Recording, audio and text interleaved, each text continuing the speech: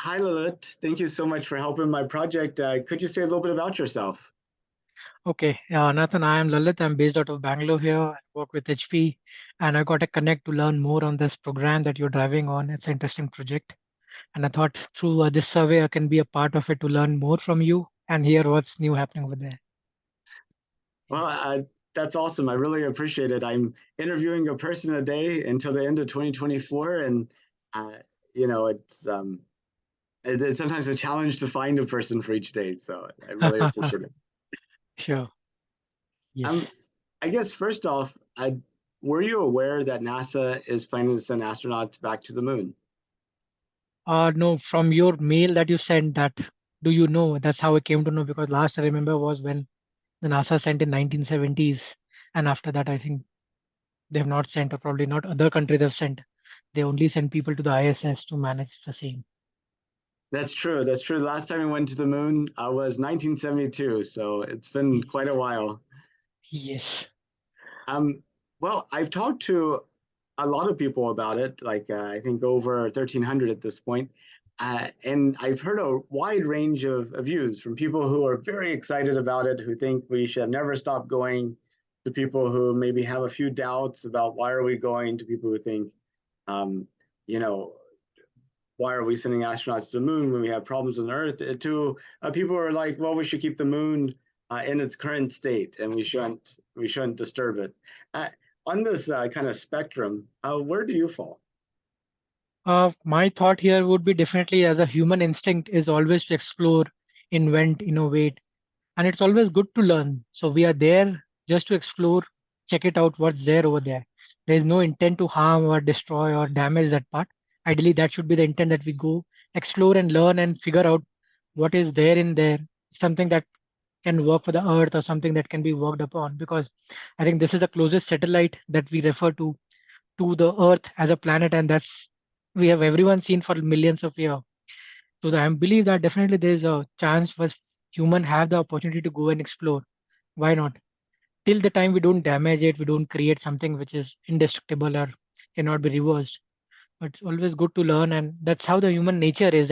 That's how we have grown up. If we do not have that intent or instinct to explore, innovate, identify, always look for something new, we would not have reached at current stage today. Well, just to kind of gauge your feelings a little bit more and probe into them, if you were to look up at the moon and see something that looked like a settlement or a huge city on the moon, how would you feel about that? Frankly, I may not like to disturb that part to be what it is right now. It could just be an exploratory part where you can go set up, see something which can help Earth, let's say in form of what exactly the satellites are doing, maybe something better from the moon if can be done. But settlement suggestion over there may not be the right way or place to do. We in Earth have so good, beautiful places to stay here. We can definitely manage from here. But yeah, if you want to set up something which can help Earth from there, like some satellite, some communication center, some observatory points to explore, see how the movements, how the changes are happening. Maybe that to that extent makes sense. Yeah. Um, when you think about the future of humanity, say 200 years out, what does it look like to you? Are you really hopeful that uh, we're much more advanced than we are now, or do you see trouble in our future? Oh, how do you think about it? That's actually a long shot to me at current stage. But the way if I see from a history point of view, definitely from 1800 when the industrial revolution started, the independence of multiple countries across and the exploitations also did happen between multiple regions and countries. Innovations, exploration were there. Our 200 years definitely will be much more advanced. We would have definitely reached some of the planets, not only Moon, I believe, we would have definitely touched on Mars and other areas. But it will be a very different world. The humanity would be in a very different position. Uh, so that's one thing that we have to really work upon. If you have to survive to that extent, we are currently at maybe we have crossed 7 billion people, and at this stage of growth that we continue, very not sure how at 200 years later what population strength and will be there in Earth. So exploring from a space point of view definitely would be there, and a lot of challenges which the world have. Maybe we can get some solution from outer world. Maybe let's say if a global warming is some area, some solutions could come up to that position. or maybe the nature would take its own course and come up with own solution. So that's the worst thing it could happen. But you see humanity actually making it to Mars by 200 years from now. True, true. Yeah, do have hope. It would be, but the situation would be very difficult, different. It could be the survival of the fittest who would remain. But 200 years later, yes, there will be many natural calamities we would have taken over these years, and how it will go will be a big dependency. Yeah, but a lot of Do, challenges and changes would be there.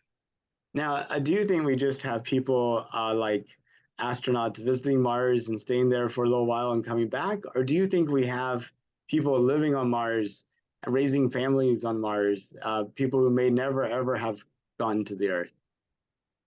See, frankly, I believe now that the Earth or the people in the Earth have sent satellites, they are observation centers, they are sending the machines to read the Mars and other things. Very sure in this 50 years from now, they would definitely have some settlements coming up in form of scientific observation observatories over there. And how long they will survive is a question. How the planet would be, there are a lot of surprises, but in next 200 years it could be again a tourist spot that would come in. Like people have started now space as a tourist destination at affordability definitely is high, but in coming years it would be a common place. When its successful launches happen, space would be the next tourism place. And definitely once you reach space, someone would also like to see, okay, let's land something in space. We didn't go touch and come.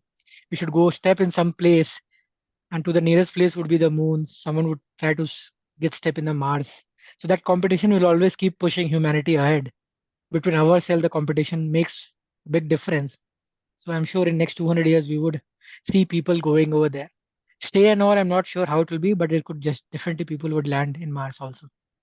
That's my belief. I believe. Do you think humanity will ever make it to another star? Um, To extent we have not heard of anything of star close by.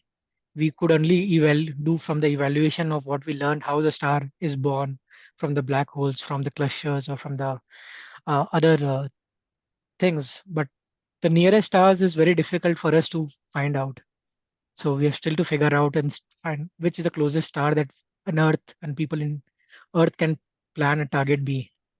And since these are all movable objects, nothing is stable. So what we choose now in next 50 years to move further distance, so it may not be a viable part from a star's point of view. I'm Now, not very if expert. I'm just giving my thoughts as a layman here, frankly. yeah, that's what I'm interested in catching. I think in 200 years, whenever people know the future, I think they'll have a lot of fun looking back at this Haha. collection of videos and seeing what we thought about it. True, true, true. Just Yes. like we looked back at people 100 years ago, 200 years ago, and kind of you know uh, Yes. it, So different, so different. The things have changed.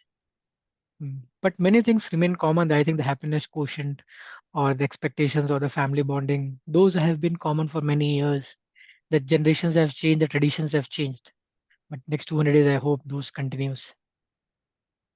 yeah, yeah, that's interesting. In 200 years, what are some traditions that you're sure will still be around? And then what are some new traditions that you hope will be around? Okay, that's pretty interesting. That's kind of a dream or fantasy that you can think of and believe it would be there or not.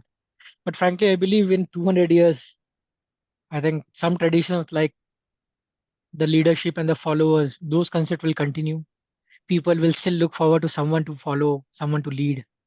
It would not be complete individual by itself, but leadership and followers' consent will continue. Marriages would definitely have a very big change, but it will still be there. That's true, and definitely the people would have had a lot of changes and challenges. And what we hear from our religious textbooks and all, like I being a Jain, and there are a lot of books that forecast to give some hint of how future would be. And they everyone have a very pessimistic approach. They believe that the world is towards a decreasing trend. There will be a lot of destructions, damages, war, and other things, and the world in many many years will get destroyed. And after again some thousands or millions of years, a new Earth will be born, where again the cycle will repeat. The people will start the same with a very small age. They'll grow. So that's how the religious text have that the world is towards the damage side, but that's all. They says in Hindi a word called Kali Yuga, where they says that it's towards the destruction side that world is going on. And after many years after this is done, there will be rebirth that will happen. I don't know how true that is, but that's there in many religious books that they forecast or predict that the God who had written all this or had been part, they believe that this is the way forward and it would happen someday. I'm not sure. If you could, would you take a trip to space? Yes, why not? Definitely something good to learn, something big to view, a one time life experience to go for. And when you see something from a very big view, you realize you are not that big. You're a very, very small part of the whole universe that we are into. Sometimes when we are Earth, we are so blessed, we feel that, okay, our world is this what we see. The moment as you go top from the view, you'll realize, no, you are just a part. Your city is just a part of a state. Your state is just a part of a country. That country is just a part of a world, and world is just a part of universe. And that universe so big. So that approach or that mindset will only come once people see that what we have all thoughts of. We feel that okay, we are so big. This is a big, but actually that is not. We're just a very tiny part in the entire universe. But we make this as a big world. That's very true. And just out of curiosity, how far would you consider going? Just to orbit? Would you spend a week in the moon? Or if they did build a colony on Mars, would you consider immigrating there? Frankly, it all depends upon how the money, time, and the health of my would be, because many factors would have these results impacting it. But yes, given a chance, a wish list, I would definitely look forward to stay 1 week in Moon. Just Well, yeah. Lalit, that's pretty much all the questions I had for you. Did you have any questions for me or anything that you wanted to talk about that we didn't get to? Yes, yes, Nathan. So my question that I had was, once you collect all this kind of surveys with 1,300 people, you would definitely have a bigger number to go for. What is the objective that you're looking forward with this? Well, I see it as a time capsule for future generations to look back on and to get, glimpses on how people of this time were sort of thinking about the future, preparing for the future, anticipating the future, and just kind of like the general attitudes of this time. I feel that this decade is going to be a transformational decade with respect to spaceflight, similar to how the early 1900s were to air travel, or maybe the 1980s were to personal computing, or the 1990s were to the internet. And I feel that at the beginning of the 2020s, we will not have the ability to imagine what 2030 would look like. And I sort of want to capture different people's perceptions as this change unfolds and to see how it's being perceived. Okay. And with this results, once you come out, do you want to do some analysis and have some background or thoughts or some forecast how would things land in 2050, 2000, 2100 that way? I think at the end of the interviewing part of the project, my plan is to set it aside for a time period, and then to come back and look at it once I had some time. Maybe I start looking at it in 2030. Yes. Whenever the decade's over, and I could go. The decade was really transformational, or maybe it was just an ordinary decade. We'll see. Yes. And this interest is by your personal passion that you want to explore on this area, or is this something of a project or some education that you're doing and you want to pursue this part? What's the interest of doing this? Yeah, so this is strictly a personal project, personal interest. There is the motivation for it started out in 2019. NASA was really focused on getting people on the moon by 2024, and they Mhm. hired an associate administrator uh, who was in charge of making sure that happened. And he had a countdown to the end of 2024 that he had on a little pin that he wore every day. So every day he would change the number and make it one less. And then he was going around NASA highlighting, a NASA person of the day that was helping to get us to the moon. And so that provided the framework for the project. My idea was to do something similar, but to interview people at coffee shops, on the street waiting for the bus, taking a smoke break, fishing, just anybody I could find.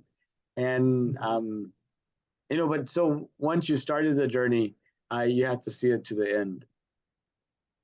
True, that's pretty interesting. I think now that you've covered people over there physically on the Zoom and across multiple countries, how are you finding this interview process? You definitely be learning a lot from the people's other than interview, that the background, the thought process, the knowledge between the male, female, with the gender, with the generation.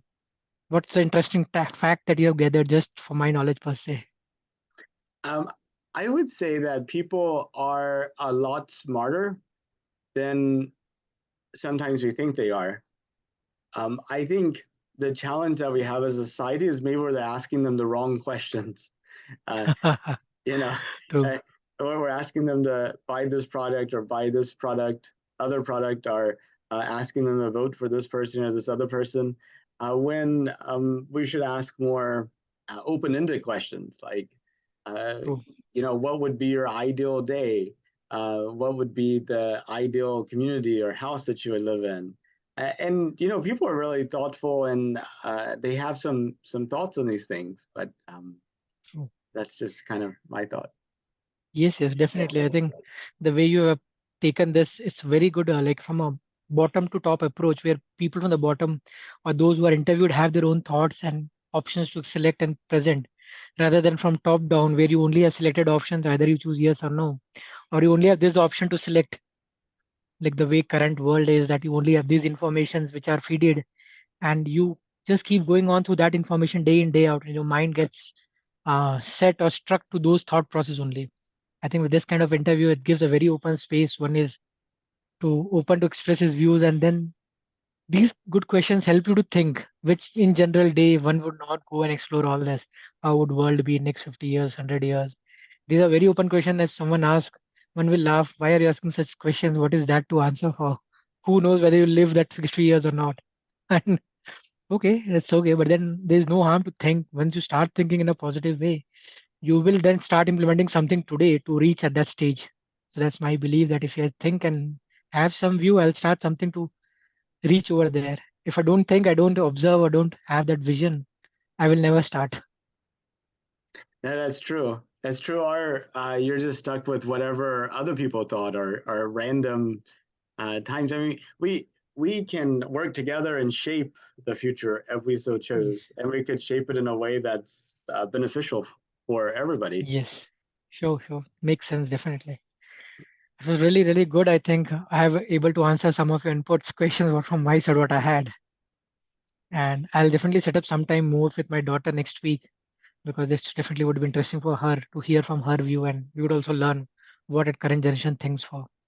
I know that'd be really interesting to see, even like 5, 6 years from now, whenever she graduates from school and starts her Yes. job, and it's like, at one point in time you thought this. Yeah. Maybe you can record that session, and if you are comfortable, you can share with me. I'll not be in that interview. I'll let her speak, let her be open, and because in that case the kids are more open when they have free to express. If they see parents around, they may not be so open in discussion. But Oh, I'll absolutely. And I put all the recordings on my website, countdowntothemoon.org, so you'll be able to okay. see it there. Oh, nice. Sure, sure. Then I'll definitely register and plan it accordingly. Yeah, awesome. Yes. Well, Lalit, thank you so much for your time. I really appreciate it. Thank you, Nathan, and wish you a really good day and all luck for your this uh, activity that you're doing, your passion that you're following, and really helpful that when you have your passion to follow, I think the time is not the barrier, the distance is not the barrier, the interest takes you to a bigger stage. And I'm sure 1300 is just a milestone. You'll be very close to 2000 in a short time. And I hope you all the best. Thank you so much. Well, have a good rest of your Thank day. you. Thank you. Wish you the same. Have a good time. Bye. Okay.